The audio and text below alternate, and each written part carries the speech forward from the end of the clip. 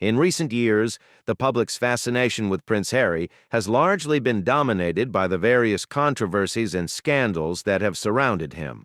However, if we take a step back and examine the broader scope of his life and character, it becomes evident that there are several truths about Prince Harry that have been overshadowed by these sensational headlines. Let's take a look at some of the truths about Harry that are mostly ignored by the public. You will be shocked by at least one of them. Prince Harry, widely known for his charitable work and high-profile personal life, carries a name that often surprises those unfamiliar with the nuances of royal nomenclature. While the world knows him as Harry, his full legal name is actually Henry Charles Albert David.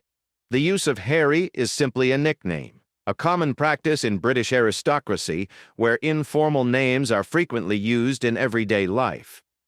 The complexity of royal naming conventions extends beyond just nicknames.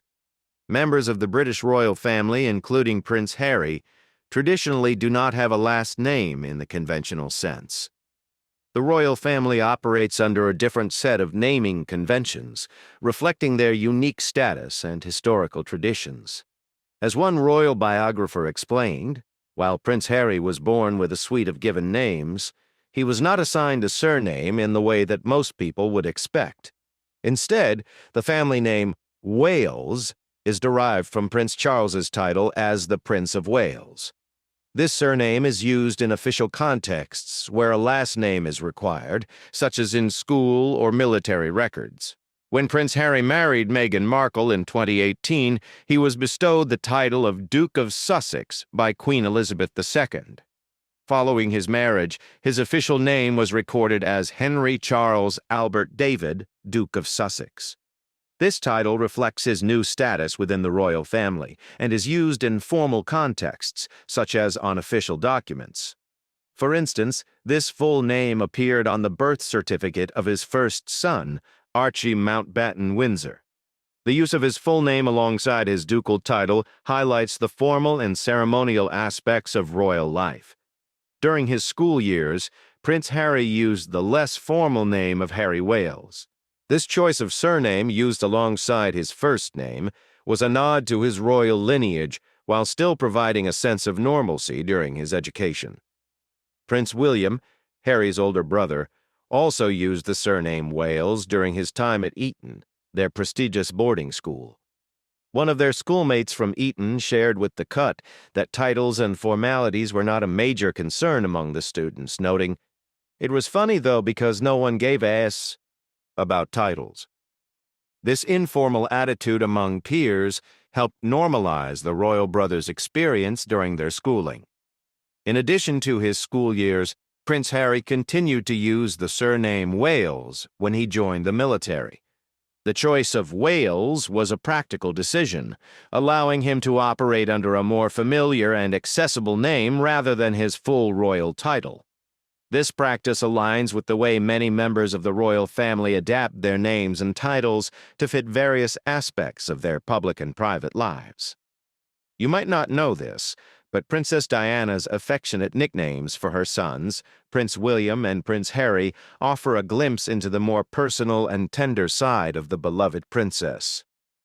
Despite the grandeur and formality of her public life, Diana cherished and nurtured a close and loving relationship with her children, often expressing her affection through endearing and sometimes whimsical nicknames. Prince William, the elder of the two, was given the playful nickname Wombat.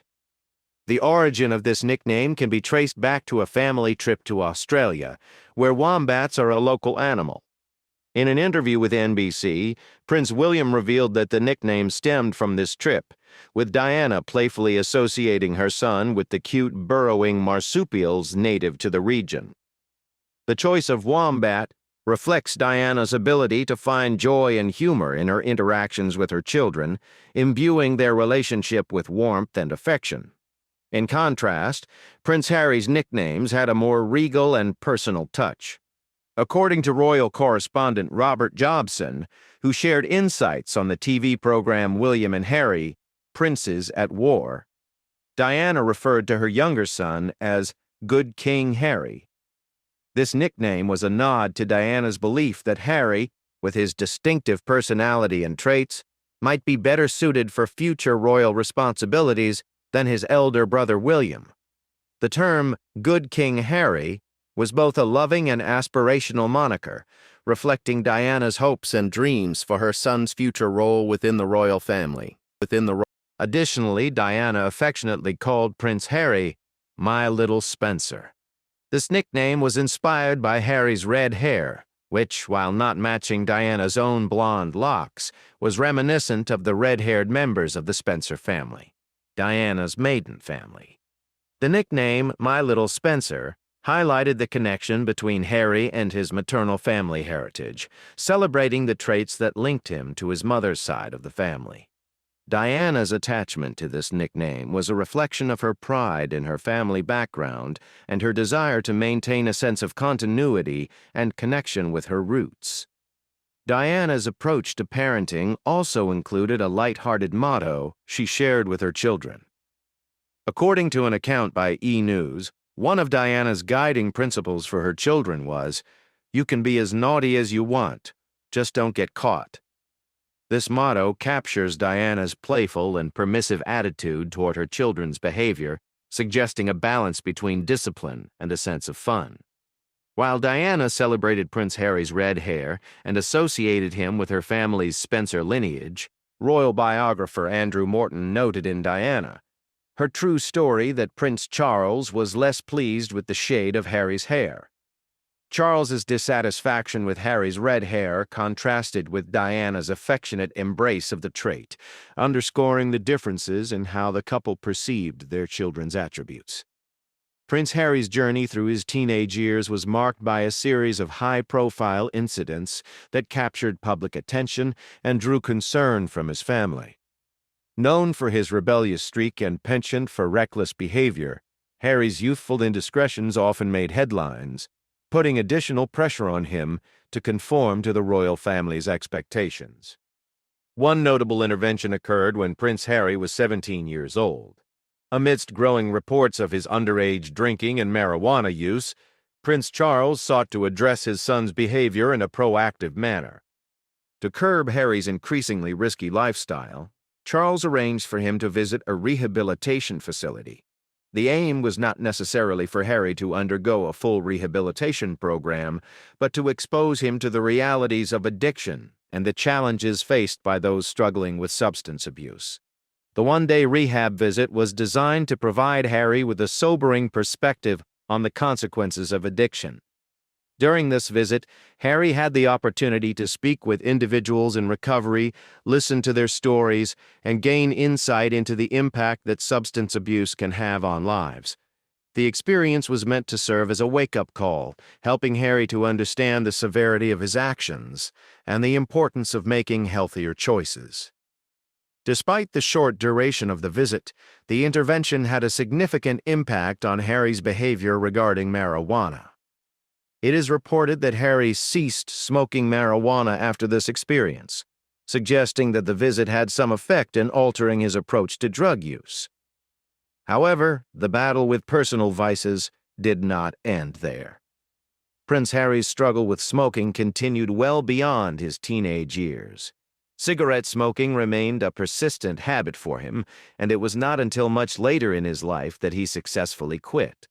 According to sources, it was not until 2018, when his fiancée Meghan Markle played a pivotal role, that Harry managed to give up smoking.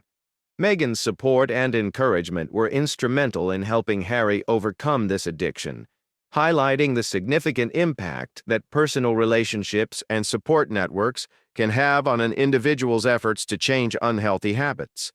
In addition, the paternity of Prince Harry has been the subject of persistent speculation and controversy, with rumors suggesting that he may not be the biological son of Prince Charles, but rather the offspring of Princess Diana's former lover, James Hewitt. This theory, though widely circulated, has significant flaws that undermine its credibility. The primary basis for this rumor is the perceived resemblance between Prince Harry and James Hewitt, particularly Harry's red hair, which some speculate might indicate a biological link. Hewitt, known for his own distinctively red hair, has been at the center of these allegations.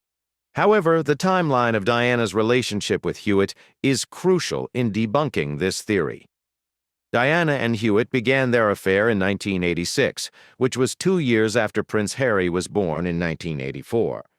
This timeline clearly rules out any possibility of Hewitt being Harry's biological father, as Diana had not yet met Hewitt at the time of Harry's conception. The red hair, while a striking feature, is not a definitive marker of paternity. Hair color can indeed be influenced by genetics, and Harry's crimson locks are not unique to Hewitt. Red hair can appear in individuals due to recessive genes, which can be present in the family lineage even if the parents do not exhibit the trait. In Harry's case, the red hair can be traced back to his mother's side of the family. Diana's own family had members with red hair, suggesting that Harry's hair color is a hereditary trait from his maternal side.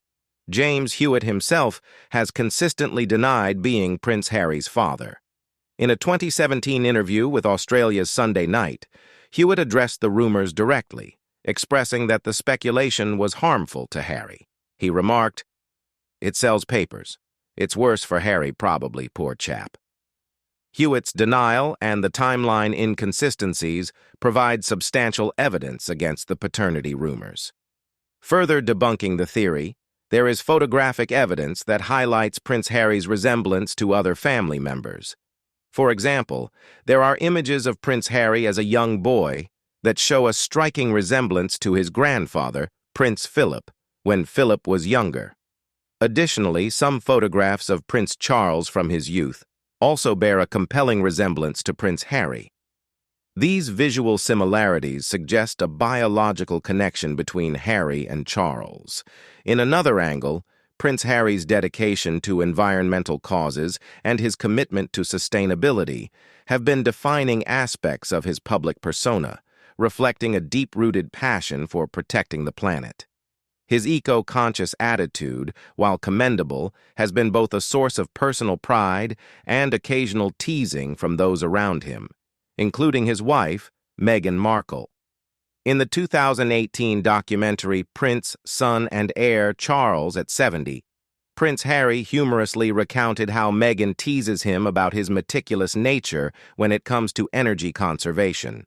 He shared that Meghan often jokes about his inherited tendency to be a stickler for turning lights off, a trait he attributes to his father, Prince Charles.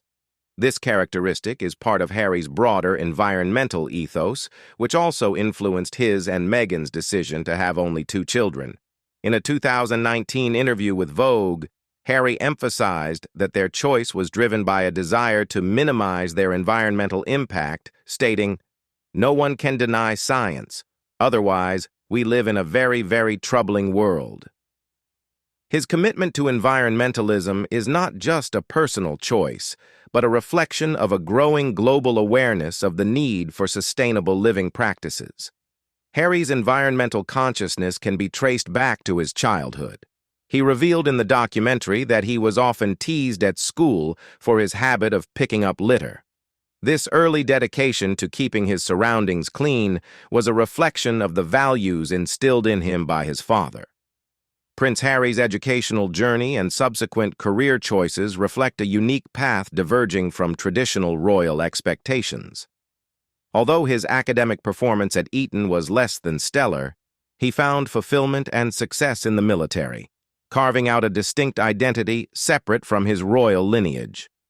Prince Harry's academic record during his time at Eton was not particularly distinguished. He completed his A-levels with grades that fell short of the academic excellence often expected of members of the royal family. Specifically, Harry achieved a B in art and a D in geography. In contrast, his older brother, Prince William, attained 3 A-levels, with his lowest grade being a C in biology. This disparity in academic performance highlighted the difference in their educational experiences. Recognizing that conventional academic paths were not his forte, Harry opted for a gap year after graduating from Eton. This decision allowed him to explore alternative avenues before committing to a university education. Instead of pursuing higher education, Harry chose to focus on a different path that would eventually become a defining aspect of his life. In 2005, Harry began training at the prestigious Royal Military Academy Sandhurst. The rigorous 44-week course at Sandhurst was designed to prepare candidates for leadership roles in the British Army. Despite his academic struggles, Harry excelled in the military environment, demonstrating a talent for leadership and resilience. His time at Sandhurst marked the beginning of a successful military career that would span a decade. Prince Harry's military career was marked by notable achievements and commendations. Upon completing his training, he was commissioned as an officer in the British Army. Over the course of his service, he quickly rose through the ranks. By 2008, he had been promoted to the rank of lieutenant, and he eventually achieved the rank of captain. His tenure in the military was distinguished by 2 tours of duty in Afghanistan, where he earned respect for his bravery and commitment to service. Harry's decision to forego university in favor of a military career may have initially seemed unconventional, but it proved to be a successful choice for him. His time in the military not only allowed him to build a meaningful career, but also helped him develop skills and qualities that would serve him well in his subsequent endeavors. His service was characterized by dedication, and his leadership abilities were recognized by his peers and superiors alike. After a decade of service, Prince Harry left the military in 2015. His departure marked the end of a significant chapter in his life, but his experiences in the armed forces continued to influence his work and public persona. Following his military career, Harry became increasingly involved in charitable work and initiatives related to mental health, veterans, and environmental causes. Prince Harry's adventurous spirit and commitment to charitable causes have led him to some remarkable experiences, including a notable expedition to the South Pole. This adventure was part of a broader effort to support injured military veterans through the charity Walking with the Wounded. In 2013, Prince Harry embarked on the South Pole Trek as a representative of the UK team, which was initially part of a competitive challenge involving teams from the UK, the US, and a combined Canadian-Australian group. The journey was designed to push the physical and mental limits of its participants while raising funds and awareness for wounded veterans. However, the planned race component was ultimately scrapped due to difficult terrain, leading to all 3 teams completing the trek together rather than in competition. The expedition to the South Pole was a significant undertaking, involving harsh conditions and challenging terrain. Despite these obstacles, the trip provided an opportunity for the participants, including Prince Harry, to highlight the resilience and courage of military veterans. The trek not only served a charitable purpose, but also showcased Harry's dedication to causes related to the armed forces. Prince Harry's previous Arctic adventure in 2011, while not as publicly highlighted as the South Pole journey, was also notable. During this expedition to the North Pole, Harry was initially part of a team that aimed to complete the challenging journey. However, due to its overlap with Prince William's wedding to Kate Middleton, Harry had to cut his involvement short. Despite this, his participation in the North Pole Trek further demonstrated his enthusiasm for extreme challenges and charitable work. In addition to his role as a participant, Prince Harry also made a unique contribution to the South Pole expedition by designing outdoor toilets.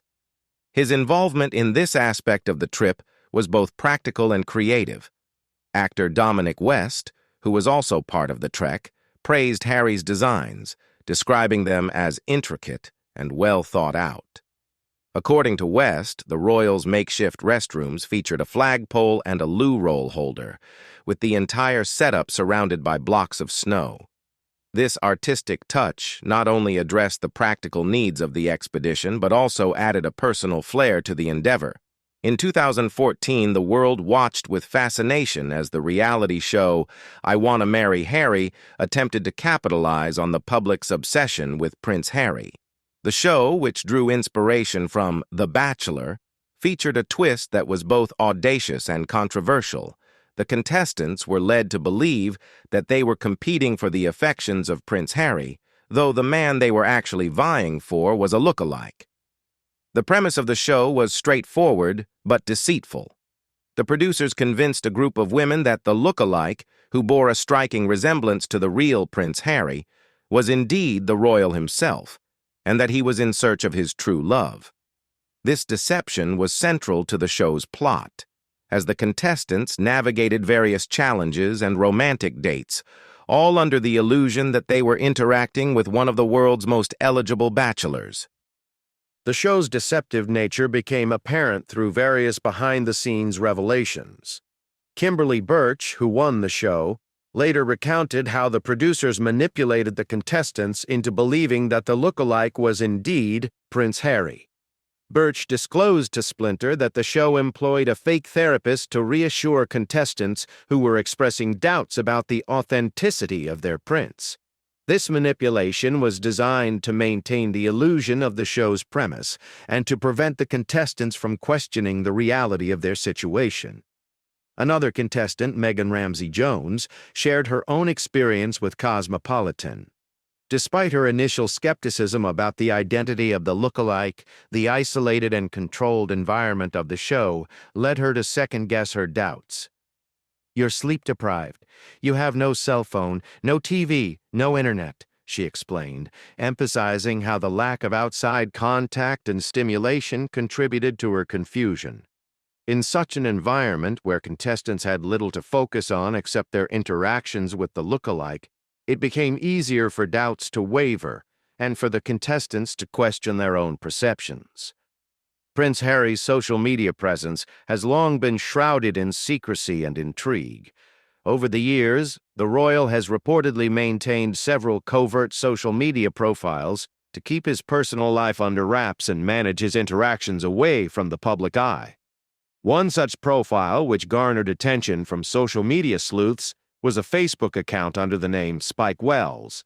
According to Harper's Bazaar, this account was used by Prince Harry to connect with friends and keep a low profile online. However, this particular account has since been deactivated, raising questions about how the prince manages his online persona and the extent of his digital privacy. In addition to the Spike Wells profile, Prince Harry has been known to use another social media handle on Instagram, which incorporated the name Spiky. This nickname, according to the authors of Finding Freedom, is a reference to Spike, a moniker occasionally used for the prince by Scotland Yard officers. The Instagram account was reportedly used by Harry to stay in touch with Meghan Markle during the early stages of their relationship. This discreet approach allowed them to communicate more privately and maintain a level of normalcy amidst their high-profile lives. The choice of names and the use of secret profiles reflect Prince Harry's desire to navigate social media without exposing his personal life to public scrutiny. By using pseudonyms and private accounts, Harry managed to maintain a degree of separation from the relentless attention of the media and the general public, allowing him to interact with friends and loved ones more freely.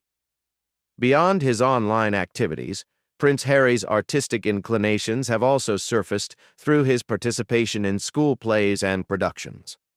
As early as 1987, when he was just 3 years old, Harry took to the stage as a goblin in a school performance. His involvement in school productions continued into his teenage years at Eton, where he appeared in various plays, including a role in Shakespeare's Much Ado About Nothing. These early performances marked the beginning of his foray into the world of acting, even though his performances were not captured on video. The custom of wearing wedding rings among men in the British royal family is a relatively recent development and remains somewhat uncommon. Historically, the British aristocracy has not embraced the practice as a widespread tradition. This is reflected in the choices of several prominent royal figures who have opted not to wear wedding bands. Prince Charles, for instance, adheres to a unique tradition within the royal family.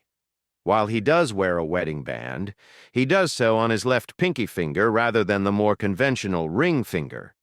This choice aligns with the historical royal practice of minimalistic adornment, and it is a notable departure from the contemporary norms of wedding jewelry.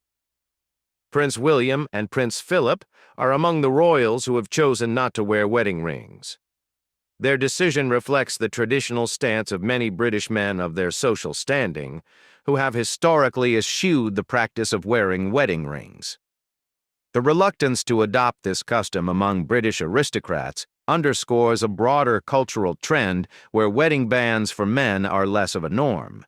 This tradition contrasts with practices in other parts of the world and among various other groups, where wedding rings for men are widely accepted and expected.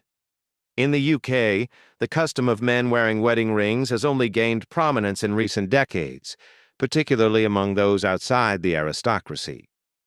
When it comes to those royals who do choose to wear wedding bands, they are typically crafted from Queen Elizabeth II's private reserve of Welsh gold. This gold, sourced from the Clogau St. David's mine in North Wales, has been used for generations in the creation of royal wedding bands. The use of Welsh gold signifies a connection to British heritage and tradition, aligning with the royal family's long-standing commitment to upholding their cultural and historical practices. Princess Diana's untimely death in 1997 left a profound impact on her sons, Prince William and Prince Harry.